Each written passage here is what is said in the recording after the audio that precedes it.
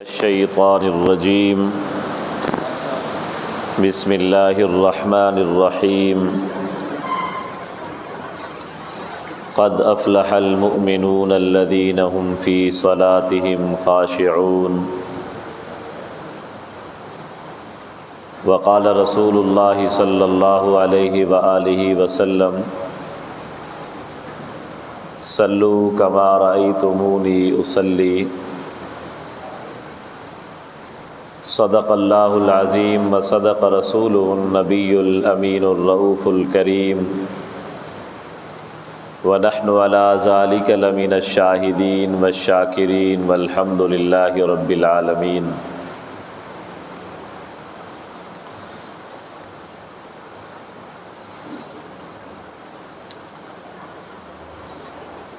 آج کی یہ درس قرآن مجید کی نشست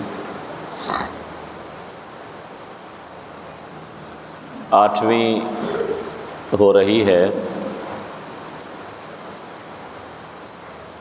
جس کا مقصد صرف اور صرف اللہ تبارک و تعالی کی رضا اور خوشنودی کے لیے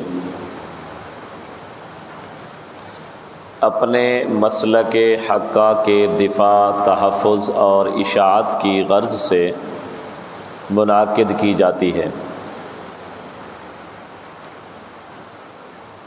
اور ہمارا یہ نظریہ ہے انک لا تہدی من احببت ولکن اللہ من یشاء۔ ہدایت اور اس کا ثمرہ، نتیجہ، رزلٹ وہ اللہ کے ہاتھ میں ہے۔ انسان کے بس میں محنت ہے، کاوش ہے، لا یکلف اللہ نفسا الا وسعها۔ انسان اپنی وسعت کے مطابق اپنی کاوش کرتا ہے۔ وَيَرْزُقُهُ مِنْ حَيْثُ لَا يَحْتَسِبُ۔ اللہ انسان کو اس کی محنت کا ثمر اور بدلہ وہاں سے دیتے ہیں جہاں سے اس کو امید بھی نہیں ہوتی، جہاں سے اس کو وہم و گمان میں بھی نہیں ہوتا، اور بغیر کیفیت اور کمیت کے ہم نے یہ کام کرنا ہے۔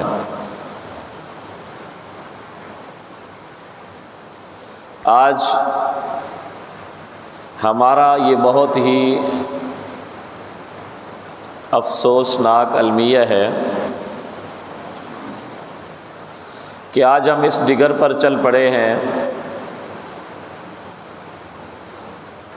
کہ بس جی کھاؤ پیو زندگی کے دن گزارو، کسی کو کچھ نہ کہو، اپنے مسلک کی بات بھی نہ کرو ورنہ فرقہ واریت کی زد میں آ جاؤ گے۔ حالانکہ پاکستان کا آئین بھی ہمیں اپنے مسلک کی اشاعت اور تحفظ کی اور دفاع کی اجازت دیتا ہے، اور قرآن و سنت میں بھی حق کو حق اور باطل کو باطل کہنے کا درس ملتا ہے۔ باطل سر توڑ کر ایک ایک آدمی کے پیچھے جا کر اپنی بات منوا رہا ہے اور کر رہا ہے، لیکن ہماری اس میں بہت ہی غفلت اور سستی ہے، جس کی وجہ سے ہم باوجود حق اور زیادہ ہونے کے ایسے نظر آتے ہیں جیسے ہمارے پاس کوئی قرآن اور سنت ہو ہی نہ۔ شیخ الحدیث حضرت مولانا منیر احمد منور دامت برکاتہم العالیہ گزشتہ 2 مہینے پہلے یہاں تشریف لائے تھے، اتفاق سے ان کی بات بھی یاد آ گئی، اور یہاں کے ہمارے بزرگ خطیب اور امام حضرت قاری منور صاحب اللہ ان کو صحت کاملہ عطا فرمائے، تو حضرت مولانا منیر احمد منور صاحب دامت برکاتہم العالیہ فرمانے لگے کہ ایک مرتبہ میں نے حضرت علامہ ڈاکٹر خالد محمود صاحب PhD لندن سے پوچھا، بلکہ انہوں نے پوچھا مجھ سے کہ مولانا منیر صاحب یہ بتائیں، ہم زیادہ بھی ہیں، حق پر بھی ہیں، پھر بھی ہم غالب کیوں نہیں ہوتے؟ لوگ آتے ہیں ہمارے بندوں کو توڑ کر چلے جاتے ہیں۔ ایک انجینئر قسم کا بندہ آیا، وہ نہ کوئی عالم ہے، نہ فاضل ہے، نہ اس کو قرآن و سنت کا کوئی اصولوں سے نہ واقف ہے، وہ بھی ہمارے کئی دوستوں کو لے کر چلا جاتا ہے، ہمارے حفاظ، قراء اور علماء کو لے کر چلا گیا ہے۔ غامدی آتا ہے داڑھی مون، شیخ الحدیث مولانا سرفراز خان صفدر جیسے محقق عالم کے پوتے کو لے کر چلا جاتا ہے۔ تو اس کی وجہ کیا ہے کہ ہمارے یہاں قریب ہی اللہ آباد ہے، وہاں ایک مسجد کے امام صاحب ہیں، وہ انجینئر کے فالور بن کر سیدنا امیر معاویہ کے بارے میں بدظن ہونے لگے۔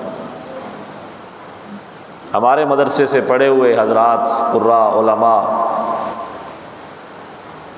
یہاں ایک بچی جام پور کی فاضل پور میں اس کی شادی ہوئی، یہ عینی چشمدید باتیں ہیں۔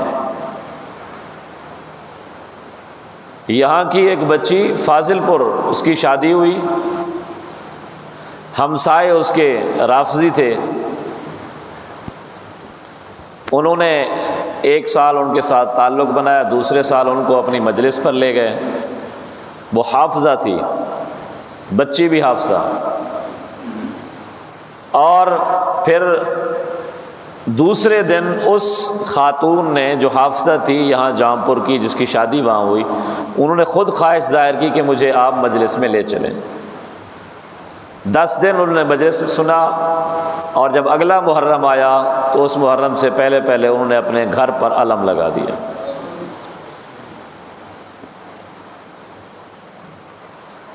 آج سے 6-7 مہینے پہلے حضرت مولانا قاری محمد رفیق صاحب ہیں، انٹرنیشنل ختم نبوت موومنٹ کے ڈپٹی جنرل سیکرٹری ہیں مرکزی، وہ ہمارے پاس تشریف لائے تو انہوں نے فرمایا کہ جی آپ کے کوٹدو کا کوئی علاقہ ہے، وہاں ایک بچہ مرزائی بن گیا ہے لڑکا، تو میں تو بہت دور ہوں، آپ ان کے پاس جائیں، ان کو سمجھائیں۔ مفتی وسیم صاحب یہ بھی ساتھ تھے، ہم وہاں گئے، ہمیں پتہ چلا کہ اس لڑکے کی بیوی عالمہ ہے اور وہ خود حافظ قرآن ہے، اور اس کا سالہ اوقاف کی مسجد میں خطیب ہے فوج کے اندر، وہ مرزائی بن گیا ہے۔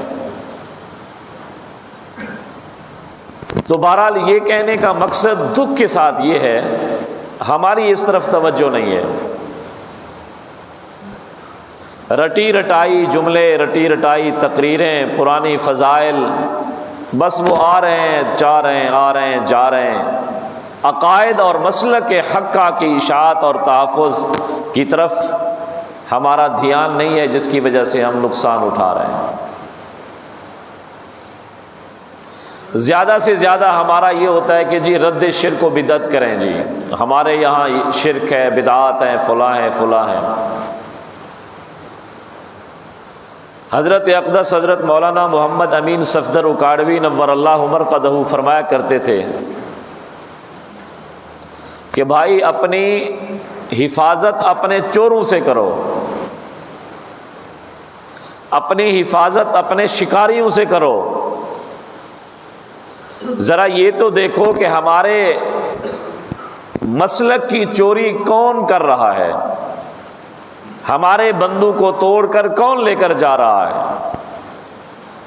کوئی ایسا آدمی ہمیں نہیں ملے گا جو شرک و بدعات، ہمارا بندہ شرک و بدعات میں ملوث ہوا ہو یا اس طرف چلا گیا ہو۔ ہمارا بندہ جب بھی جائے گا وہ ترک تقلید کے فتنے میں مبتلا ہوگا۔ تو گویا جو ہمارے چور ہیں ہم نے ان کا آگے دیوار کھڑی کرنی ہے، ان کو بتانا ہے بھی آپ ہماری طرف نہیں آ سکتے۔ یہ کیسے بتانا ہوگا کہ اپنے ایک ایک ساتھی کے پاس جا کر، اپنی اپنی ایک ایک مسجد کے پاس جا کر ان کو بتائیں گے کہ بھائی ہم جو نماز پڑھتے ہیں، ہم جو روزہ رکھتے ہیں، ہم جو حج زکوٰۃ ادا کرتے ہیں، ہم جو اعمال کرتے ہیں، یہ ہمارے اعمال قرآن کے بھی مطابق ہیں، سنت کے بھی مطابق ہیں۔ جب ہمارے جماعتی جس نے 5 نمازیں روزانہ ہمارے پیچھے پڑھنی ہے، اگر ان کو یقین آ جائے کہ میرا ہر عمل قرآن اور سنت کے مطابق ہے، تو وہ دوسرے کی بات کیوں سنے گا؟ کب تک ہم سستی کا شکار رہیں گے؟ کیا آپ کے جام پور میں پورا گھرانہ غیر مقلد نہیں بنا اسی وجہ سے؟ ان کے بچے ہمارے پاس پڑھتے ہیں، وہ بچے بھی لے کر چلے گئے ہم سے۔ مجھے تو پتہ چلا یہاں کی ایک مسجد ہے جس کا متولی غیر مقلد بن گیا ہے۔ تو اس لیے ان چیزوں کی بہت زیادہ ضرورت ہے کہ کم از کم ہم اہل السنت والجماعت علماء دیوبند، ہر عالم دین، ہر مسجد کا امام، ہر مسجد کا خطیب، وہ اپنے ہر ساتھی کو یہ یقین دلائے دلائل کے ساتھ، قرآن کے ساتھ کہ سنت کے ساتھ، کہ ہمارے پاس الحمدللہ ہر عمل پر قرآن بھی ہے، سنت بھی ہے۔ ایک ڈاکٹر ہیں ہمارے کوٹ مٹن شریف کے، غیر مقلد ہیں، 7-8 بندے بیٹھے ہوئے تھے۔ اس نے بات کہی کہ جی آپ کے امام ابو حنیفہ رحمۃ اللہ علیہ قرآن کے خلاف مسائل دیتے ہیں،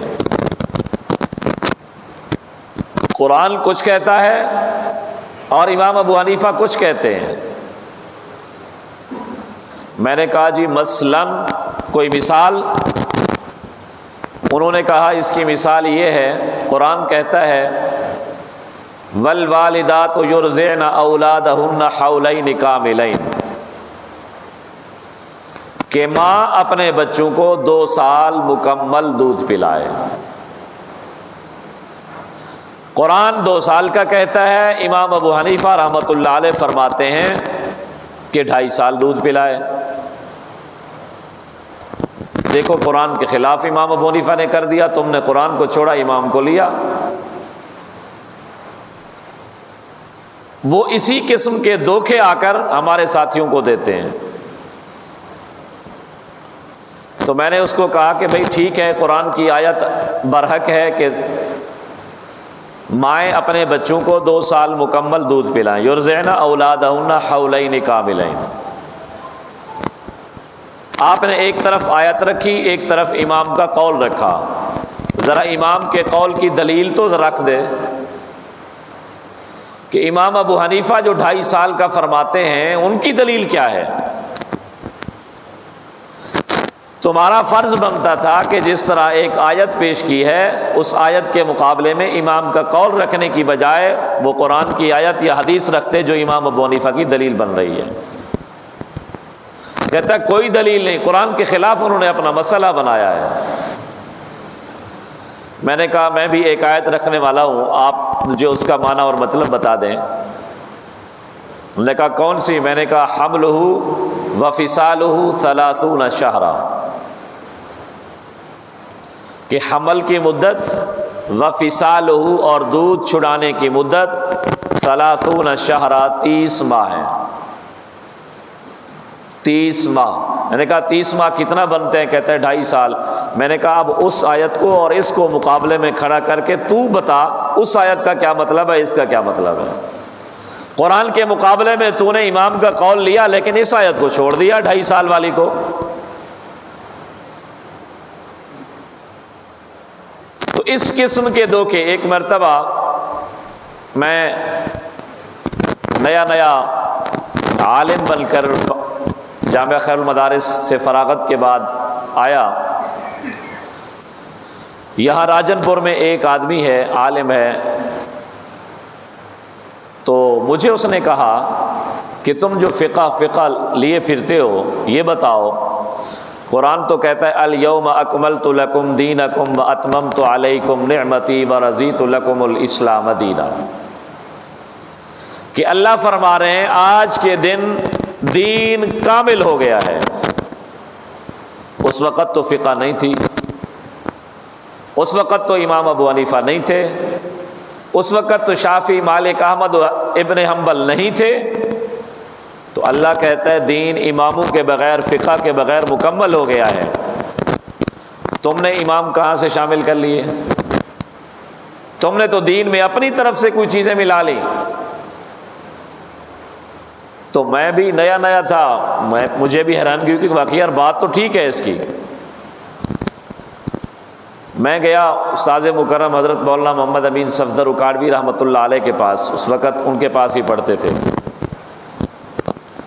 تو انہوں نے فرمایا ذرا ان سے یہ بھی پوچھنا تھا نا کہ اللہ فرما رہے ہیں الیوم اکملت لکم دینکم، دین آج کے دن مکمل ہو گیا ہے۔ یہ وہی آئی تھی عرفات کے میدان میں، کیا اس وقت بخاری تھی؟ کیا اس وقت مسلم تھی؟ کیا اس وقت ترمذی اور ابن ماجہ تھے؟ اگر نہیں تھے تو ان کو کیوں مانتے ہو؟ اگر صرف اس وجہ سے نہ ماننا فقہ کو اور اماموں کو کہ جب یہ آیت نازل ہوئی اس وقت امام نہیں تھے، فقہ نہیں تھی، تو اس وقت بخاری اور مسلم اور ترمذی بھی نہیں تھے، تو ان کی کتابوں کو بھی چھوڑ دو۔ میں نے کہا استاد جی سوال تو ہو سکتا ہے اس پر۔ کہنے لگے بتاؤ کیا سوال ہے؟ میں نے کہا بخاری نہیں تھی لیکن یہ حدیث تو تھی، مسلم اور ترمذی اور ابن ماجہ نہیں تھے، حدیثیں تو تھیں۔ تو فرمانے لگے کہ جس طرح بخاری نہیں تھی لیکن بخاری والی احادیث تھیں کسی اور نام سے، اسی طرح فقہ حنفی تھی لیکن وہ کسی اور نام سے تھی۔ یہ مسائل تو تھے، یہ تو نہیں ہے کہ یہ انہوں نے کوئی اپنی طرف سے مسائل بنا لیے، بلکہ فقہ کی مثال تو ہے القیاس مظہر لا مثبت۔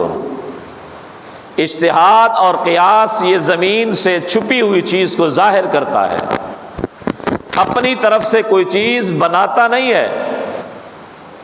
جیسے یہ ہماری مسجد کی موٹر لگی ہوئی ہے، ہم اس کا بٹن آن کرتے ہیں، یہ نیچے جو پانی چھپا ہوا ہے ہماری نظروں سے اوجھل ہے، وہاں سے چھپا ہوا پانی نکال کر یہ ہمیں دے رہی ہے۔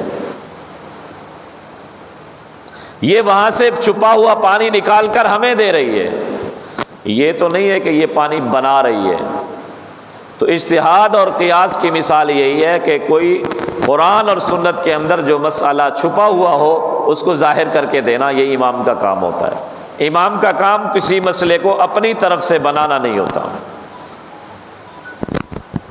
تو اس لیے آج کے دور میں اگر تمام علماء کرام اپنی اپنی ترتیب سے اپنی اپنی مساجد میں درس قرآن اور درس حدیث کا سلسلہ شروع کریں، اور درس قرآن بھی اس انداز سے دیں کہ جہاں جو مسئلہ آئے اس کو دور حاضر پر منطبق کریں، درس حدیث بھی اس انداز سے دیں کہ جہاں جو مسئلہ آئے اس کو دور حاضر پر منطبق کریں۔ اگر رفع الیدین اور آمین اونچی نیچی کہنے کا مسئلہ ہو تو ہمارا مقابل شافعی مالکی حنبلی نہیں ہے، ہم آج کے دور کے حساب سے اس مسئلے کو لیں۔ اگر خرید و فروخت کے ابواب آئیں تو دور حاضر کے لحاظ سے جو مسائل چل رہے ہیں اس لحاظ سے ان کو سمجھایا جائے۔ آج مرجیہ نہیں ہے، آج قدریہ نہیں ہے، معتزلہ نہیں ہے، آج جو بھی باطل فرق ہیں ہم نے ان کو اس انداز سے منطبق کرنا ہے کہ ہماری عوام کو جن جن مسائل کا سامنا ہے اس کے مطابق ان کو جواب دیا جائے۔ ایک مرتبہ استاذ مکرم مولانا محمد امین صفدر اکاڑوی رحمۃ اللہ علیہ فرمانے لگے کہ دو آدمی آتے ہیں، ایک مقلد ہے ایک غیر مقلد ہے۔ وہ آ کر ہمارے مسجد کے خطیب صاحب اور امام صاحب اور عالم صاحب سے مسئلہ پوچھتے ہیں۔ کہ جی اگر ہم نماز کے اندر رفع الیدین کر لیں تو ہماری نماز ہو جائے گی۔ اب جو اہل حدیث عالم ہوگا وہ تو کہے گا کہ نہیں ہوگی، کیونکہ تم نے سنت کو چھوڑ دیا ہے۔ بلکہ انہوں نے آ کر پوچھا کہ اگر رفع الیدین نہ کریں تو نماز ہو جائے گی، اہل حدیث کہے گا کہ جی نہیں ہوگی۔ اب وہ اس آدمی کو لے کر ہمارے پاس آتا ہے، جی اگر رفع الیدین کر لیں تو کیا حکم ہے؟ تو ہمارا عالم صاحب بھی کہتا ہے جی ہو جائے گی۔ ادھر وہ کہتا ہے نہیں کرو گے تو نماز نہیں ہوگی، ہمارا کہتا ہے کر لو تو ٹھیک ہے، وہ کہے گا کہ جی پھر کیوں نہ کر لوں، جیسے دونوں تو متفق ہوتے ہیں۔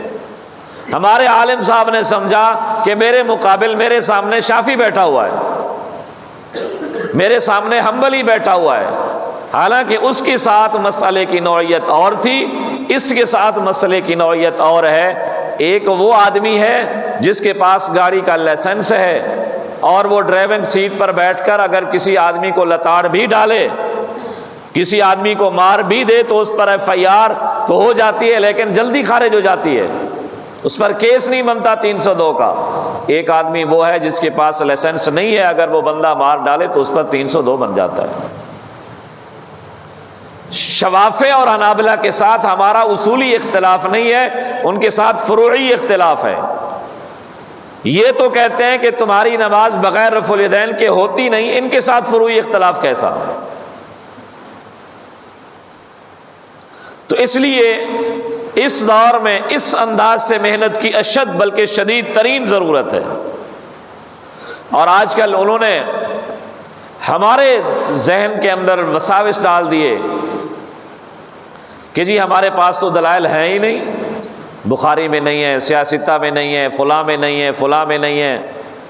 حالانکہ یہ بھی ایک باطل کا وسوسہ ہے۔ پہلے وہ کہتا ہے جی سیاستہ سے دکھاؤ، اگر ہم سیاستہ سے پیش کر دیں، ماننا تو انہیں ویسے بھی نہیں ہے، کہتا ہے جی بخاری مسلم سے دکھاؤ، ہم مسلم سے دکھا لیں، پھر وہ کہتا ہے بخاری سے دکھاؤ، بخاری سے بھی دکھا دیں، باب ایسا نہیں ہے، باب بھی دکھا دیں، یار یہ تو ضعیف ہوگی۔ پھر الحمدللہ ہم نام سے لے کر کام تک ہمارا قرآن اور سنت کے مطابق ہے۔ ہمارا نام ہے اہل السنت والجماعت۔ کیا نام ہے؟ اہل السنت والجماعت۔ یہ ہمارا نام کس نے رکھا؟ خود پیارے پیغمبر حضرت محمد مصطفیٰ صلی اللہ علیہ وسلم نے رکھا۔ الدر المنصور تفسیر اٹھائیے علامہ جلال الدین سیوطی رحمہ اللہ کی، اس میں صاف لکھا ہوا ہے کہ قرآن مجید میں ہے یوم تبیض وجوہ و تسود وجوہ۔ اس آیت کا معنی یہ ہے کہ قیامت کے دن کچھ لوگ ایسے ہوں گے جن کے چہرے سفید ہوں گے اور کچھ لوگ ایسے ہوں گے جن کے چہرے سیاہ ہوں گے۔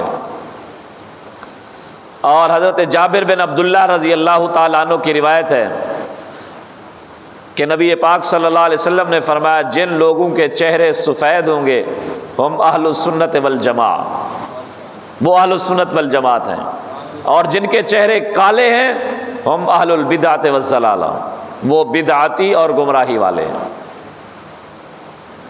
اس لیے تو ہمارا نام ہے اہل السنت والجماعت۔ اور ایک مرتبہ قرآن مجید میں آتا ہے، اللہ فرماتے ہیں کہ اے ایمان والو اگر تم دین کا کام نہیں کرو گے، کام کرنے میں بخل کرو گے تو اللہ تمہارے جگہوں پر اور بندوں کو متبادل کے طور پر پیش کر دے گا، وہ تم سے بہتر کام کریں گے۔ نبی پاک صلی اللہ علیہ وسلم سے پوچھا اس آیت کی تفصیل میں کہ اے اللہ کے رسول ان سے مراد کون ہیں، یہ کون لوگ آئیں گے؟ سیدنا سلمان فارسی رضی اللہ تعالیٰ عنہ ساتھ بیٹھے تھے، آپ نے ان کے کندھے پر ہاتھ رکھا اور فرمایا لو کان الدین لثریا لتناولہ رجل من اہل فارس، کہ اس سلمان فارسی کی اولاد سے ایک بندہ آئے گا، ایک مرد آئے گا، وہ دین سریا ستارے پر کیوں نہ پہنچ چکا ہوگا وہاں سے لے کر پوری دنیا میں پھیلائے گا، اس کی اولاد میں۔ ہمارے چار جو ائمہ ہیں امام اعظم ابو حنیفہ، امام شافعی، امام مالک، امام احمد، باقی تینوں امام عربی ہیں، فارسی صرف اور صرف ایک امام ابو حنیفہ رحمۃ اللہ علیہ۔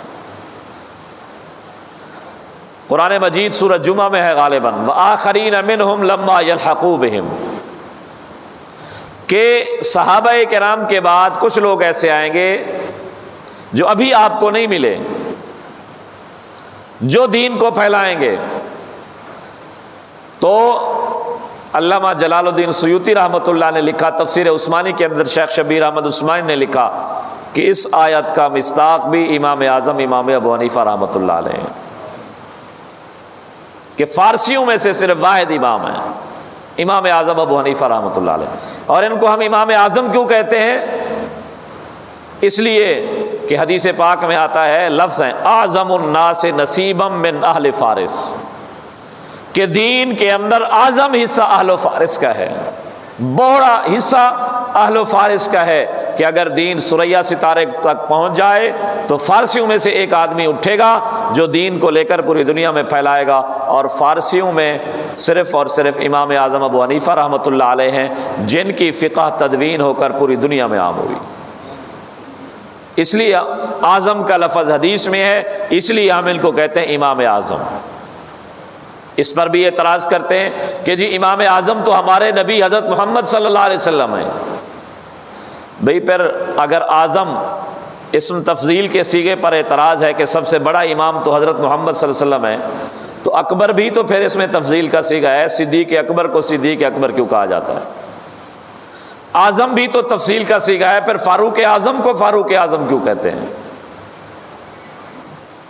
تو ہمارا ہر مسئلہ قرآن سے بھی ثابت ہے اور سنت سے بھی ثابت ہے، اس لیے ہم اپنے آپ کو اہل السنت والجماعت کہتے ہیں۔ سنت اور حدیث کی تعریف آپ کو یاد ہوگی کہ سنت نبی پاک صلی اللہ علیہ وسلم کے ہمیشہ والے عمل کو کہا جاتا ہے، اور حدیث جو کام بھی نبی پاک صلی اللہ علیہ وسلم نے کبھی کیا وہ حدیث میں آ جائے گا۔ مثلا بخاری شریف میں ہے کہ حضور پاک صلی اللہ علیہ وسلم نے کھڑے ہو کر پیشاب کیا،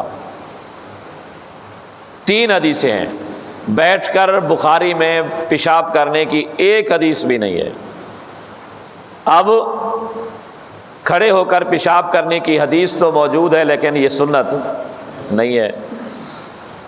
حضور پاک صلی اللہ علیہ وسلم کا حکم موجود ہے اورانیین قبیلہ والوں کو کہ پیشاب اور دودھ ان اونٹوں کا پیو، لیکن یہ ہمارے لیے سنت نہیں ہے۔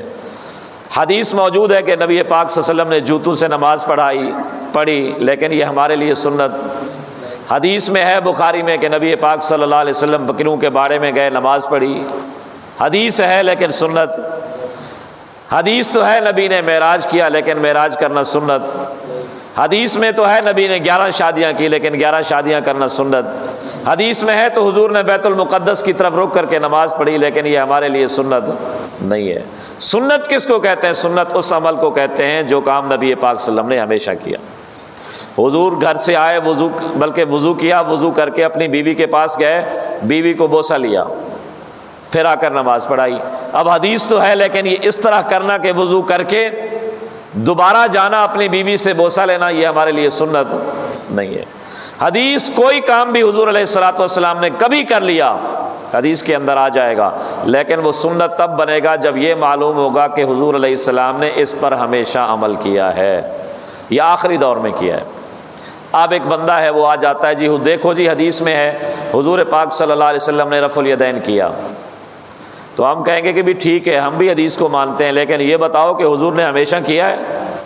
ہمیشہ کیا ہے تو سنت ہے، سنت ہے تو ہم اہل سنت ہے۔ اگر ہمیشہ تم ثابت نہیں کر سکتے تو پھر ہم سے لو، ہم ترک دکھاتے ہیں۔ اور یہ بھی یاد رکھنا، ہمارا جو رفع الیدین کے مسئلے میں ان سے اختلاف ہے وہ ہمیشہ کرنے کا ہے، کرنے کا نہیں ہے۔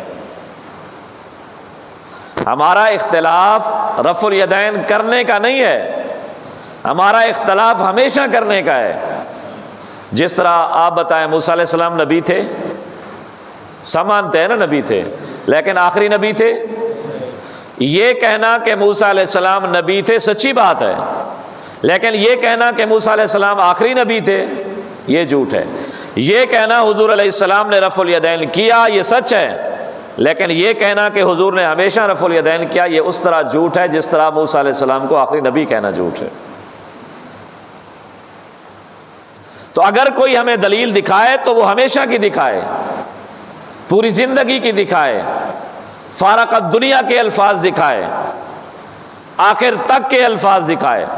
اگر وہاں کرنا ہے تو ہم سے نہ کرنے کی دیکھ لو، چھوڑنے کی ہم سے دیکھ لو۔ اور دلیل ویسے اس کے ذمہ ہوتی ہے جس کے پاس کوئی چیز ہو، عمل ہو۔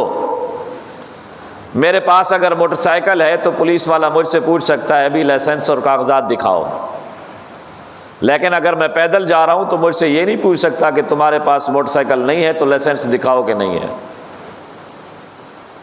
تو جو نبی پاک صلی اللہ علیہ وسلم نے فرمایا البینۃ علی المدعی، جو مدعی ہوتا ہے کسی بات کا دعویٰ کرتا ہے دلیل اس کے ذمہ ہوتی ہے۔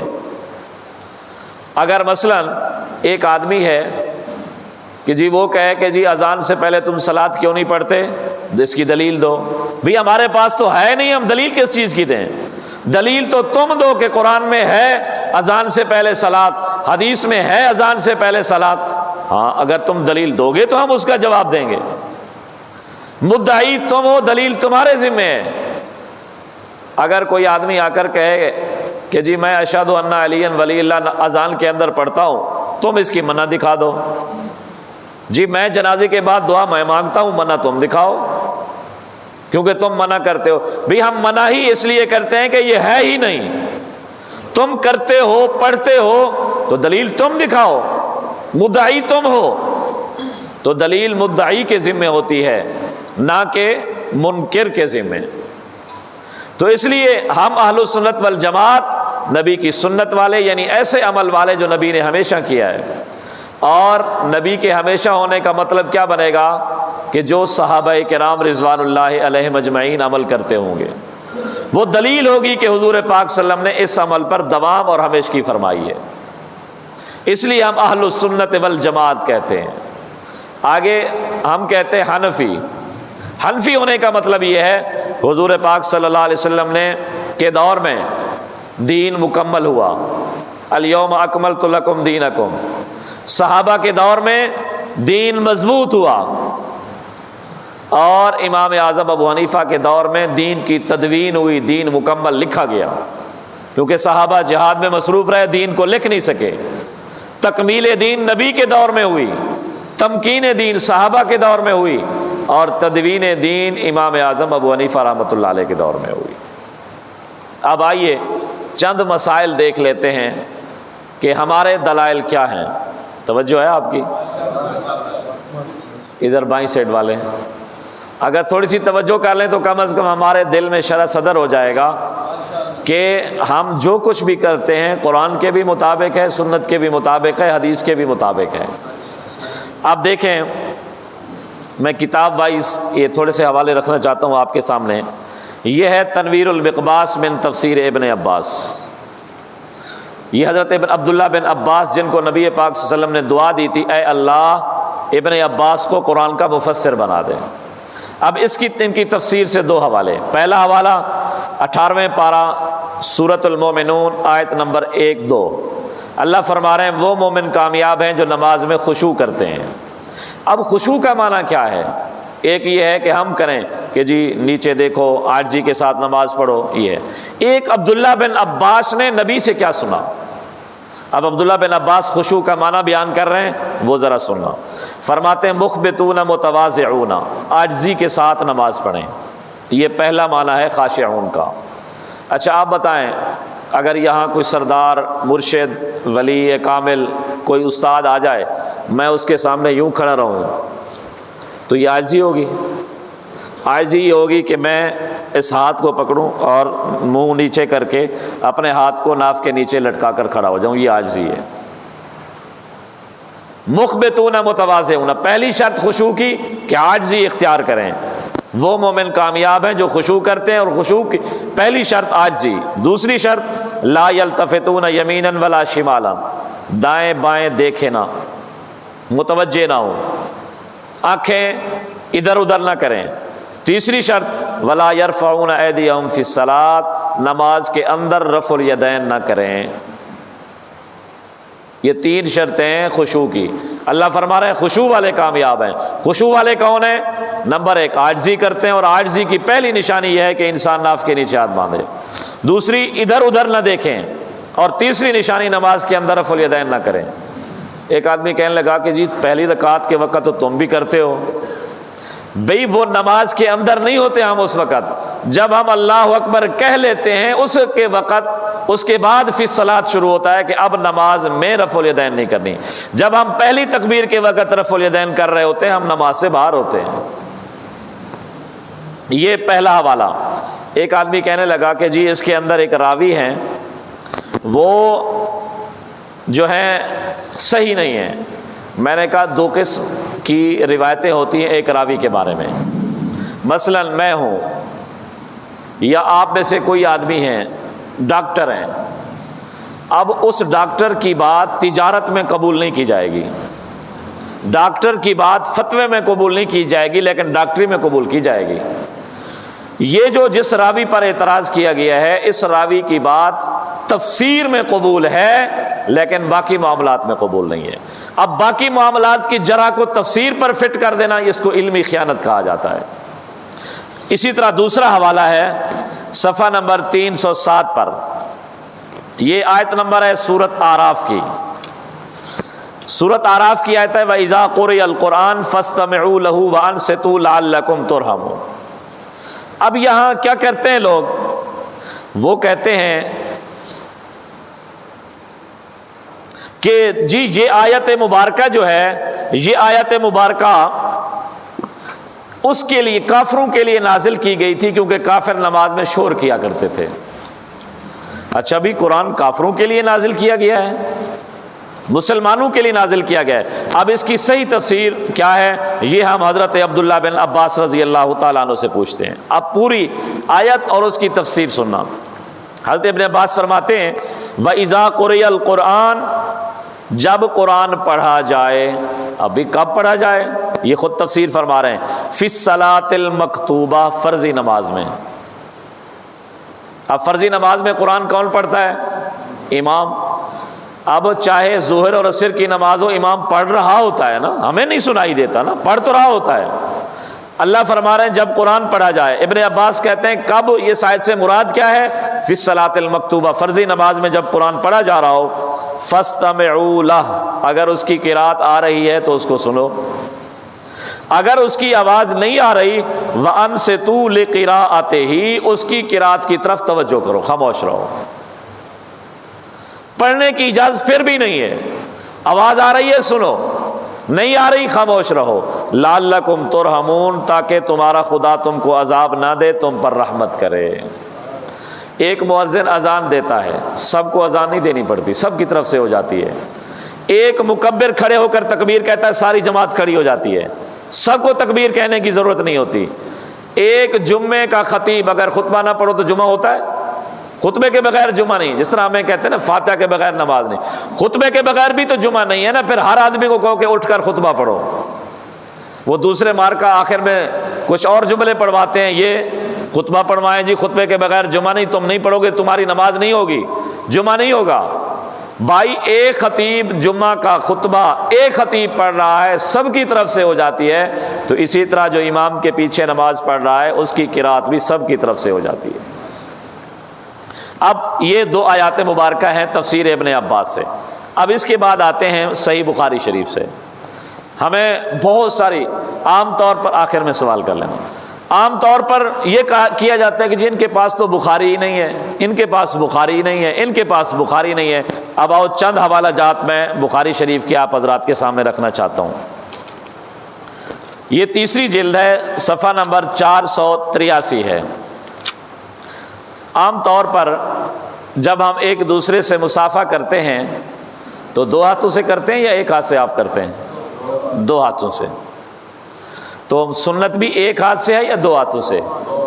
اور دوسرے لوگ ایک ہاتھ سے کرتے ہیں بڑے عجیب طرح سے۔ حضرت مولانا امین اکاڑوی رحمۃ اللہ علیہ تو فرمایا کرتے جب کوئی آدمی ایک ہاتھ سے مصافحہ کرے اور اس انداز سے کر رہا ہو کہ سنت یہ ہے تو اس کو بایاں ہاتھ دیا کرو۔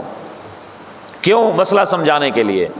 وہ چیخے گا، تڑپے گا، جی تم نے مجھے بایاں ہاتھ کیوں دیا؟ آپ ان کو کہیں کہ تم بھی تو کہا کرتے ہو نا کہ ایک ہاتھ سے مصافحہ کرنا سنت ہے، تو میں نے ایک ہاتھ تو دیا ہے۔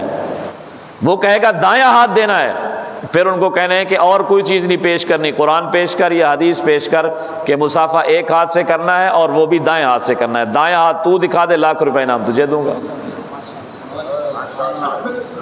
تو اب آئے دو ہاتھ سے مصافحہ کرنا، یہ کہاں سے ثابت ہے؟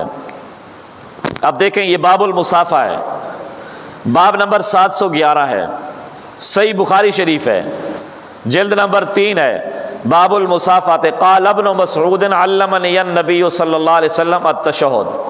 حضرت ابن مسعود فرماتے ہیں میں حضور کے پاس گیا، جا کر آپ کو مصافحہ کیا، حضور نے مجھے مصافحہ کرتے ہوئے تشہد سکھائی۔ تشہد کسے کہتے ہیں؟ التحیات للہ والصلوات۔ اس کو عام طور پر لوگ تشہد پڑھتے ہیں، یہ تشہد نہیں ہے، تشہد ہے۔ تو مجھے حضور نے مصافحہ کرتے ہوئے تشہد سکھائی، لیکن حضرت ابن مسعود کو انداز بڑا ایسا پسند آیا کہ انہوں نے پورا نقشہ کھینچا کہ حضور نے مجھے کیسے مصافحہ کیا۔ تو فرماتے ہیں کہ مجھے حضور پاک اب یہ دیکھیں مفتی صاحب کو میں مصافحہ کرتا ہوں، اب یہ جو میرا ہاتھ ہے، اب میرا ہاتھ ان کے دونوں ہاتھوں کے درمیان میں ہے، یہ جو میرا بایاں ہاتھ ہے یہ باہر ہے، اس کے ایک طرف ہاتھ ہے دوسری طرف ہاتھ نہیں ہے۔ تو اسی طرح جب عبداللہ بن مسعود آئے نبی پاک صلی اللہ علیہ وسلم کو مصافحہ کیا تو عبداللہ بن مسعود فرماتے ہیں لوگوں یہ میرا دایاں ہاتھ اتنا برکت والا ہاتھ ہے کہ جب میں نے حضور کو مصافحہ کیا تو حضور علیہ الصلوۃ والسلام کے دونوں ہاتھوں کے درمیان یہ میرا دایاں ہاتھ تھا۔ اب یہ دونوں ہاتھوں کے درمیان کب بنتا ہے؟ جب دو ہاتھوں سے مصافحہ کیا جائے۔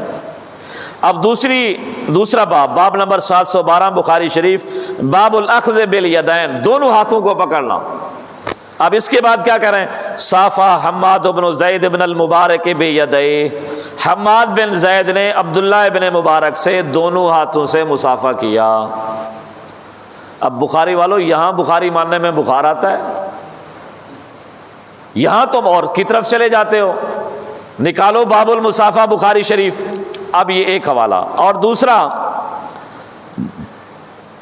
عام طور پر جب ہمارے لوگ جو ہیں غصے میں 3 طلاقیں دے دیتے ہیں بیک وقت، ایک ہی جملے سے، ایک ہی مجمے میں، تو کیا کہا جاتا ہے؟ جی غصے میں تھی، غصے میں تھی۔ جی غصے میں کیسے طلاق ہوتی ہے؟ بھائی پیار سے کوئی نہیں طلاق دیتا۔ جس طرح ایک جملہ ادا کرنے سے وہ تمہارے نکاح کے بندھن میں بندھ گئی تھی، تمہارے لیے سب چیز اس کی حلال ہو گئی تھی، اب ایک جملہ نکلنے سے وہ سب چیز حرام ہو جائے گی۔ نبی پاک صلی اللہ علیہ وسلم نے فرمایا 3 چیزیں حقیقت میں حقیقت ہیں اور مذاق میں بھی حقیقت ہیں، نکاح اور طلاق اور رجوع۔ اب جب 3 طلاق دے دیتے ہیں، اب اس کے بعد ان کو ہمارے پاس تو کوئی راہ نہیں ملتا، اب ان کے پاس چلے جاتے ہیں، وہ کہتے ہیں جی نہیں 3 ایک مجلس میں دی ہیں نا، اگر ایک مجلس میں 3 دے دو تو 1 ہوتی ہیں۔ کیا کہتے ہیں؟ 3 ایک جگہ دے دو تو ایک ہوتی ہیں۔ ہم کیا کہتے ہیں؟ 3 اگر دی، چاہے ایک مجلس سے دی، چاہے 3 مجلس میں دی، چاہے سال کے بعد دی، جب 3 ہو گئیں تو پھر 3 ہی ہو گئی۔ یہ نہیں ہے کہ کوئی جوتا 3 مارے اور FIR 1 کی ہو، فائر 3 لگے اور FIR 1 ہو، ایسی نہیں ہو سکتی۔ 3 جوتے 3 ہی گنے جائیں گے۔ یہ تو عیسائیوں کا ہے نا کہ جی باپ بیٹا روح القدس، یہ 3 خدا ہیں ان کے، پھر یہ تینوں ایک بن جاتے ہیں، عقیدہ تثلیث جو ان کا ہے۔ تو 3 کا 1 ہونا یہ تو ان کا عقیدہ ہے عیسائیوں کا، ہمارا تو نہیں ہے۔ اچھا ابھی 1 کیوں ہوئی، 3 کیوں نہیں ہوئی؟ وہ کہتے ہیں جی طریقہ یہ ہے کہ ایک کر کے دو۔ بھی پھر تو نہیں ہونی چاہیے تھی نا، اگر طریقے کے خلاف کی ہے تو پھر 1 بھی نہیں ہونی چاہیے تھی، 1 کیوں ہوئی؟ پھر کہہ دو بھی طلاق ہوئی نہیں ہے، یا تو ہوئی نہیں ہے، یا یہ کیوں کہتے ہو کہ جی 1 ہوئی؟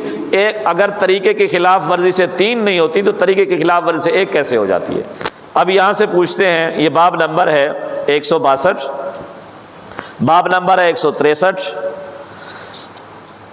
اور اسی طرح یہ تمام ابواب جو طلاق کے ہیں یہ امام بخاری رحمۃ اللہ علیہ نے اس کو باندھا ہے۔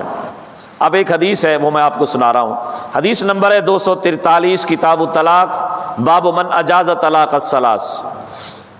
اس میں ایک واقعہ نقل کیا ہے 341 پر کہ ایک صحابی نے، حضرت عویمر نے اپنی بیوی پر شک کا اظہار کیا کہ میری بیوی غلط ہے، اس سے بد چلنی ہو گئی ہے۔ حضور کے پاس آئے، حضور نے فرمایا کہ بیوی کو بلاؤ، بیوی کو بلایا کہ اس نے انکار کیا کہ نہیں میں نے ایسا کچھ نہیں کیا۔ اب اللہ کے حکم کے انتظار میں بیٹھ گئے کہ اللہ کا حکم کیا آتا ہے۔ اللہ کے حکم آ گیا کہ جی لیان کروائیں۔ لیان کیا ہوتا ہے؟ 5 دفعہ قسم مرد اٹھائے، 5 دفعہ قسم عورت اٹھائے کہ میں سچا یہ جھوٹی، اگر میں جھوٹا ہوا تو مجھ پر اللہ کی لعنت۔ مرد نے بھی قسمیں اٹھا لیں، عورت نے بھی قسمیں اٹھا لیں۔ اب جب عورت نے قسمیں اٹھا لیں تو حضرت عویمر کو غصہ لگا کہ اگر عورت نے قسم اٹھا کر اپنے آپ کا سچ ثابت کر دیا، اس کا مطلب تو یہ ہے کہ میں جھوٹا ہوں۔ فَطَلَّقَهَا ثَلَاثًا۔ اب بتاؤ کہنے والوں کہ جی 3 اکٹھی دینا خلاف سنت ہے، اس صحابی نے اسی موقع پر اسی جگہ کھڑے کھڑے 3 طلاقیں اکٹھی دے دیں۔ فَطَلَّقَهَا ثَلَاثًا، حضرت عویمر نے اپنی بیوی کو 3 طلاقیں دے دیں قبل ان یامرہ رسول اللہ صلی اللہ علیہ وسلم، رسول اللہ کے فیصلہ کرنے سے پہلے۔ رسول اللہ ان کو کہہ دیتے بھی تو نے دی 3 ہے، 1 ہوئی ہیں۔ اب یہاں پر یہ تو آ گیا، یہی بات ختم کر دی امام بخاری نے کہ جی اس صحابی نے کھڑے کھڑے 3 طلاقیں دے دیں رسول اللہ کے حکم سے پہلے۔ اب یہ حدیث مکمل کہاں ہے؟ یہ حدیث مکمل ہے ابو داؤد شریف میں۔ ابو داؤد شریف میں اس کے آگے لکھا ہوا ہے کہ جب اس نے 3 طلاق دے دی تو نبی پاک صلی اللہ علیہ وسلم کے بارے میں حضرت ابن عباس فرمایا فَأَنْفَذَهُ رسول اللہ صلی اللہ علیہ وسلم، نبی پاک صلی اللہ علیہ وسلم نے ان کی 3 طلاقوں کو نافذ کر دیا۔ اب کہاں گئی تمہاری ایک مجلس کی ایک؟ اب یہاں پر تو کم از کم بخاری کو مان لو، ابو داؤد کو مان لو، سیاستہ کو مان لو۔ اب یہ حدیث نمبر 243 ہے کہ عائشہ رضی اللہ تعالیٰ عنہ نے، ایک صاحب نے اپنی بیوی کو 3 طلاق دی، ان کی بیوی نے دوسری شادی کر لی، دوسرے نے ہم بستری سے پہلے انہیں طلاق دے دی۔ رسول اللہ سے پوچھا گیا کہ اب کیا حکم ہے؟ حلالہ جس کو کہا جاتا ہے، ایک نے طلاق دے دی، وہ دوسرے کے پاس چلی گئی، دوسرے نے ہم بستری سے پہلے طلاق دے دی۔ تو اب حضور پاک صلی اللہ علیہ وسلم نے فرمایا کہ نہیں، اب یہ عورت اپنے پہلے شوہر کے لیے حلال نہیں جب تک دوسرا شوہر حقوق زوجیت ادا نہ کرے۔ یہ بخاری ہے، کوئی اور کتاب تو نہیں ہے اس کی۔ اسی طرح آگے بھی یہ امام بخاری نے باب باندھا ہے کہ جب کسی نے اپنی بیوی کو 3 طلاق دے دی تو وہ اس پر حرام ہو جائے گی۔ آگے عبداللہ بن عمر رضی اللہ تعالیٰ عنہ نے فرمایا جس نے اپنی بیوی کو 3 طلاق دی ہوتی تو نبی پاک صلی اللہ علیہ وسلم فرماتے تھے کاش تم نے 1 یا 2 طلاق دی ہوتی، کیونکہ نبی پاک صلی اللہ علیہ وسلم نے مجھے اس کا حکم دیا تھا، لیکن اگر تم نے 3 طلاق دی ہے اب تمہاری بیوی تم پر قطعی حرام ہے۔ اب اس کو تو مان لو۔ اب ہمیں کہتے ہیں کہ جی تقلید، اب یہ بھی ہے صفحہ نمبر 653 پر امام بخاری رحمۃ اللہ علیہ نے ایک حدیث نقل۔ اچھا تقلید کسے کہتے ہیں؟ تقلید کہتے ہیں اتباع اور روایت دلالتاً، کسی کی رہنمائی میں قرآن اور سنت پر عمل کرنے کا نام تقلید ہے۔ کسی کی رہنمائی میں قرآن اور سنت پر عمل کرنے کا نام تقلید ہے۔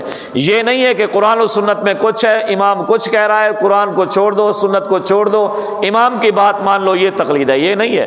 تقلید کہتے ہیں کسی کی رہنمائی میں قرآن اور سنت پر عمل کرنا۔ یہ کہتے ہیں کہ جی نہیں، یہ تو پوچھنے والا حدیث پوچھے اور بتانے والا بھی حدیث بتائے۔ اب یہ دیکھیں صفحہ نمبر 653 ہے، بخاری شریف باب نمبر 926 ہے، حدیث نمبر 1644 ہے۔ ابو موسیٰ رضی اللہ تعالیٰ عنہ سے بیٹی، پوتی اور بہن کی میراث کے بارے میں پوچھا گیا تو انہوں نے فرمایا بیٹی کو آدھا ملے گا، بہن کو آدھا ملے گا، لیکن تم ابن مسعود کے پاس جاؤ۔ یہ نہیں کہا کہ قرآن کو معلوم کرو، حدیث کو معلوم کرو، ابن مسعود کے پاس جاؤ۔ یہی تو تقلید شخصی ہے کہ کسی کی رہنمائی میں قرآن و سنت پر عمل کرو۔ ابن مسعود کے پاس جاؤ۔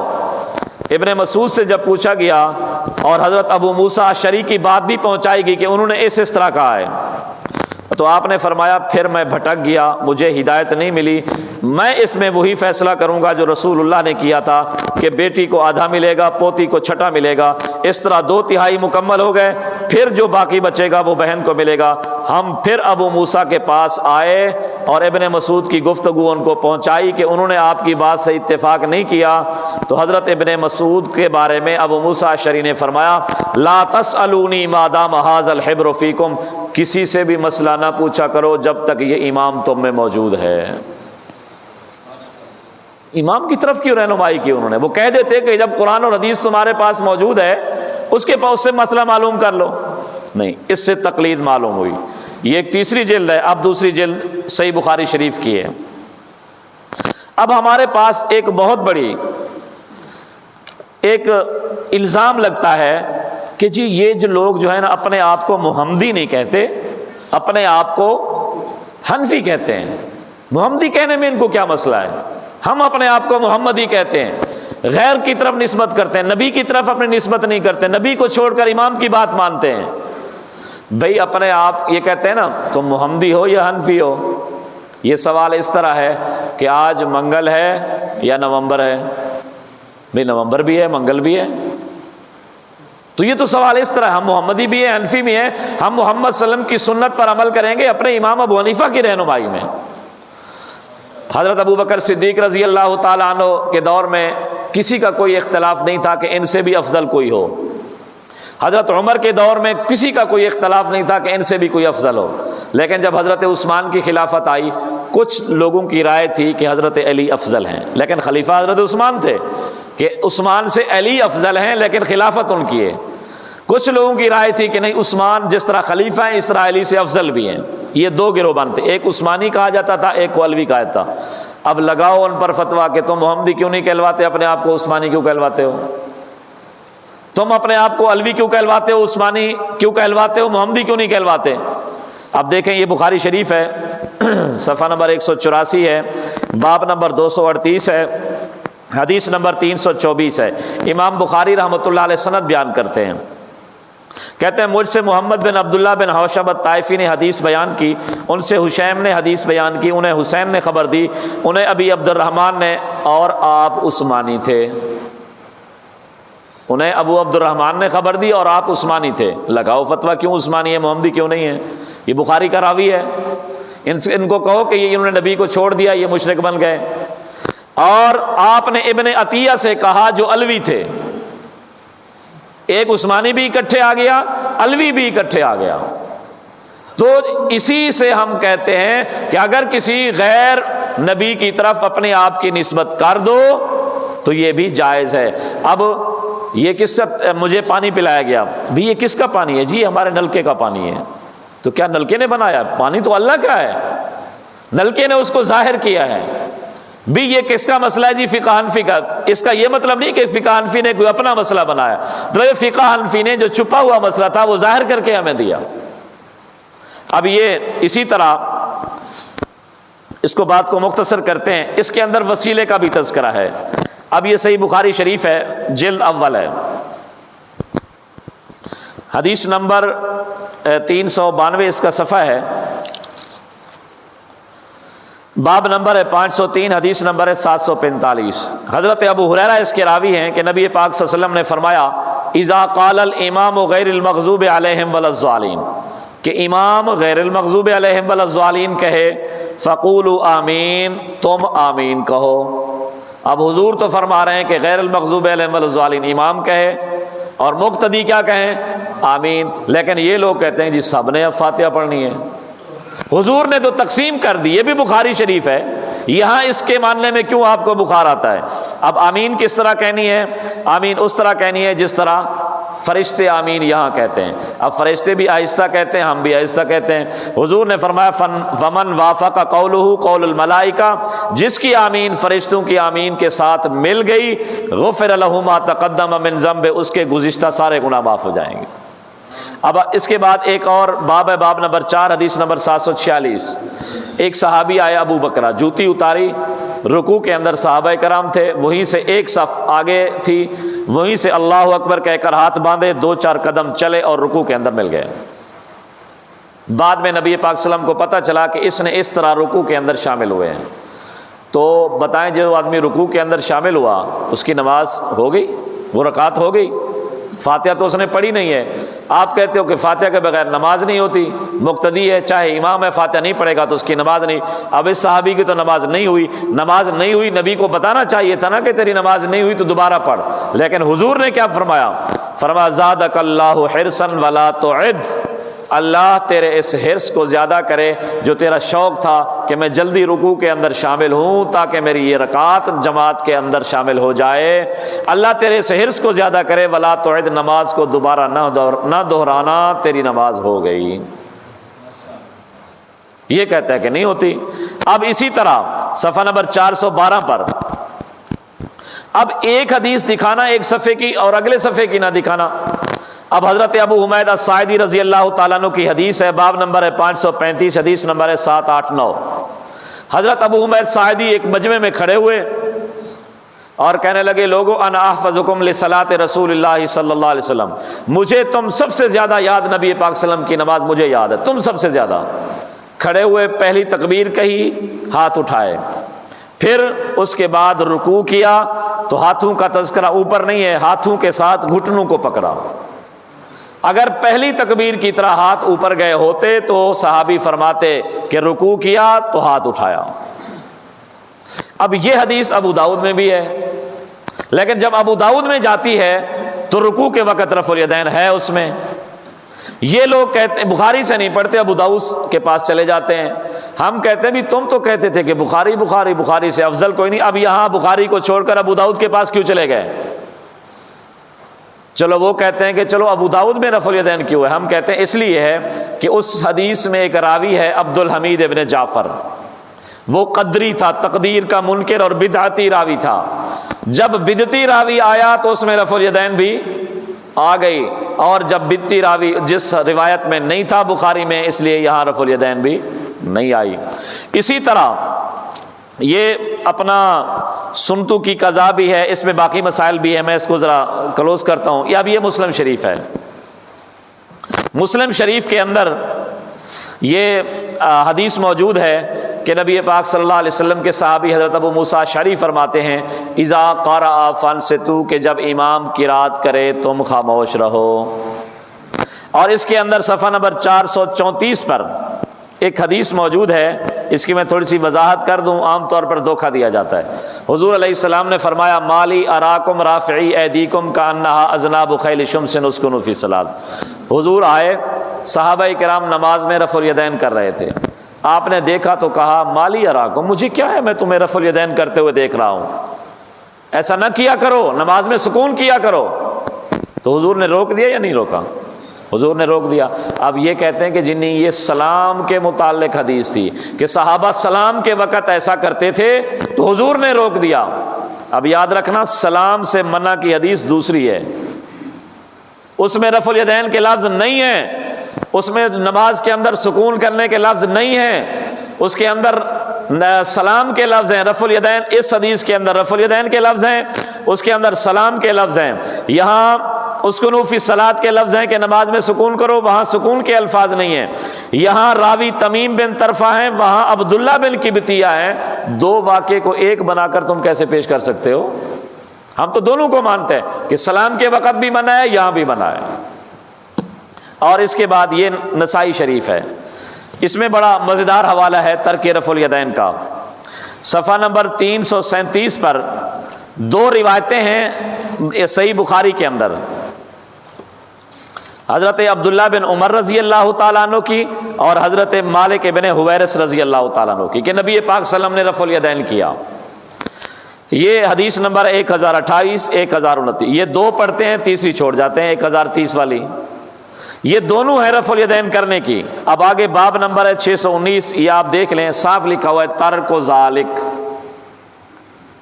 رفع الیدین کی کرنے کی حدیث ذکر کر کے اس کے بعد ترک کا باب باندھنا، اس کا کیا مطلب ہے؟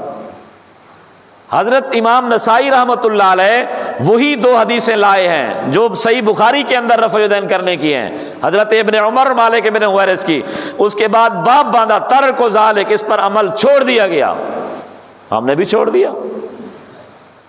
اس لیے آگے حضرت امام نسائی نے حدیث باندھی، حضرت عبداللہ بن مسعود فرماتے ہیں، الا اخبرکم بصلاۃ رسول اللہ صلی اللہ علیہ وسلم فصلی فلم یرفع یدہ الا فی اول مرہ، کہ لوگوں کیا میں تمہیں نبی پاک صلی اللہ علیہ وآلہ وسلم کی نماز پڑھ کر نہ بتاؤں؟ تو انہوں نے نماز پڑھی اور صرف ایک مرتبہ رفع الیدین کیا، اس کے بعد رفع الیدین نہیں کیا۔ اب اس کے بعد یہ باب سنن نسائی ہے، سیاستہ کی کتاب ہے، باب نمبر 563 ہے، یہ لکھا ہوا امام کی قرت مقتدی کو کافی ہے، صاف عنوان ہے باقاعدہ۔ اس کے بعد حدیث باندھی ہے، حدیث کے اندر لکھا ہے، حضرت ابو درداء فرماتے ہیں رسول اللہ سے پوچھا گیا کہ ہر نماز میں قرات ہے؟ آپ نے فرمایا ہاں۔ تو پھر انصاری کہنے لگے پھر تو واجب ہو گئی۔ پھر نبی پاک صلی اللہ علیہ وسلم نے، حضرت ابو درداء کہتے ہیں، مجھے دیکھا اور فرمایا ما اری الامام اذا اما القوم الا قد کفاہم، امام جب ہوگا کسی قوم کا تو امام کی قرت مقتدی کی قرت ہوگی، وہ اس کو کافی ہے۔ اب اس کے بعد یہ کچھ لوگ شور کرتے ہیں کہ جی یہ جو فاتحہ ہے یہ قرت نہیں ہے۔ اچھا قرت کسے کہتے ہیں؟ قرآن کی قرت کو، قرآن کی تلاوت کو۔ اگر یہ قرآن کی قرت نہیں ہے پھر کوئی ایسا قرآن لے آؤ نا جس میں فاتحہ ایک نہ ہو۔ قرآن بھی ایسا پڑھتے پڑھاتے ہو جس میں فاتحہ، کہتے ہو کہ فاتحہ قرآن ہی نہیں ہے۔ اب یہ دیکھیں باب نمبر 552، حدیث نمبر ہے 906، حضرت انس فرماتے ہیں کہ صلیت مع النبی صلی اللہ علیہ وسلم و مع ابی بکر و عمر، کہ میں نے نبی پاک صلی اللہ علیہ وسلم کے ساتھ نماز پڑھی، ابو بکر کے ساتھ نماز پڑھی، عمر کے ساتھ نماز پڑھی، یستفتحون القراءۃ بالحمد للہ رب العالمین، یہ تینوں حضرات قراءت الحمدللہ سے شروع کیا کرتے تھے، قراءت الحمدللہ سے شروع کیا، اور یہ کہتے ہیں کہ فاتحہ قرت ہی نہیں ہے۔ تو جب نبی پاک صلی اللہ علیہ وسلم نے فرما دیا کہ امام کی قرت مقتدی کو کافی ہے تو پھر اس کے بعد کیا مسئلہ بنتا ہے؟ اب یہ دیکھیں، اس کے بعد یہ ابو داؤد شریف آتی ہے۔ اس کے بعد میں ایک حوالہ اس کا صرف ایک پیش کرتا ہوں، صفحہ نمبر 392 ہے،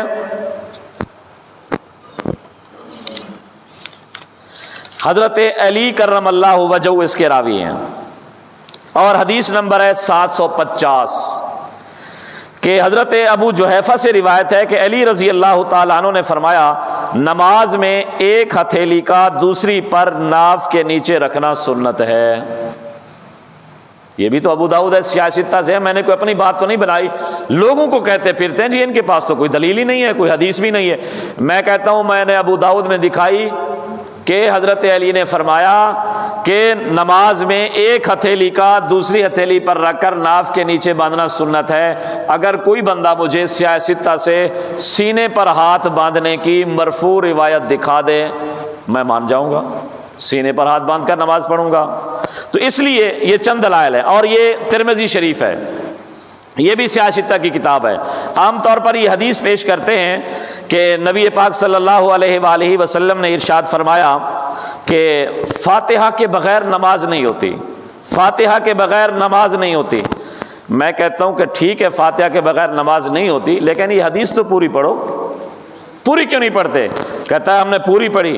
میں نے کہا یہ ترمذی شریف حدیث نمبر 297، حضرت جابر بن عبداللہ رضی اللہ تعالیٰ عنہ فرماتے ہیں من صلی رکعتن، جس نے ایک رکعت بھی پڑھی، ثم لم یقرأ فیہا بأم القرآن، اس میں فاتحہ نہیں پڑھی، فلم یصلی، اس کی نماز نہیں ہوئی، الا ان یکون وراء الامام، ہاں اگر امام کے پیچھے ہو تو پھر ہو جاتی ہے۔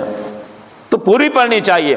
آگے امام ترمذی ساتھ فرما رہے ہیں ھذا حدیث حسن صحیح، اور اس کے بعد باب نمبر 182 حدیث نمبر 236 کہ علقمہ بن وائل، حضرت وائل بن حجر سے روایت کیا کہ نبی پاک صلی اللہ علیہ وسلم نے غیر المغضوب علیہم ولا الضالین پڑھ کر آمین آہستہ کہی۔ اب ایک صفحے والی دکھانا دوسرے والی نہ دکھانا، یہ اس کو کہتے ہیں علمی خیانت۔ اور علمی خیانت یہ کہاں کہاں تک کرتے ہیں؟ اب یہ 5 منٹ میں اپنی بات ختم کرتا ہوں۔ یہ کتاب ہے سلو، یہ دیکھ لیں، محمد یاسین راہی، نیچے اس کے ادارے کی چھپی ہوئی کتاب ہے، آپ کے جام پور سے چھپی ہوئی ہے۔ اس کے صفحہ نمبر 19 پر ایک حدیث ہے کہ لا صلاۃ الا بفاتحۃ الکتاب، سورۃ فاتحہ پڑھنے کے عنوان سے، کہ فاتحہ کے بغیر نماز نہیں۔ اس کے نیچے 3 حوالے ہیں، بخاری، مسلم، نسائی۔ میں کہتا ہوں تینوں میں سے ایک میں اگر یہ الفاظ مل جائیں تو 1,00,000 روپے انعام ہوگا، تینوں کتابوں میں سے ایک میں یہ الفاظ مل جائیں تو یہ صرف اور صرف علمی خیانتیں کرنا ان کا کام ہے۔ اب یہ ان کی کتاب ہے خیر الکلام، اللہ کبھی کبھی سچ اگلوا دیتا ہے۔ یہ ان کے ایک محدث گزرے حافظ محمد صاحب، جن کی وجہ سے یہ اپنے آپ کو محمدی کہلواتے ہیں۔ اس کے صفحہ نمبر 33 پر اس نے صاف لکھا ہے اور 14 پر کہ امام بخاری سے لے کر محققین علماء اہل حدیث تک کسی کی تصنیف میں یہ دعویٰ نہیں کیا گیا کہ جو امام کے پیچھے فاتحہ نہ پڑھے وہ بے نماز ہے۔ یہ کہتے ہیں بے نماز ہے، فاتحہ نہ پڑھو نماز نہیں ہوتی۔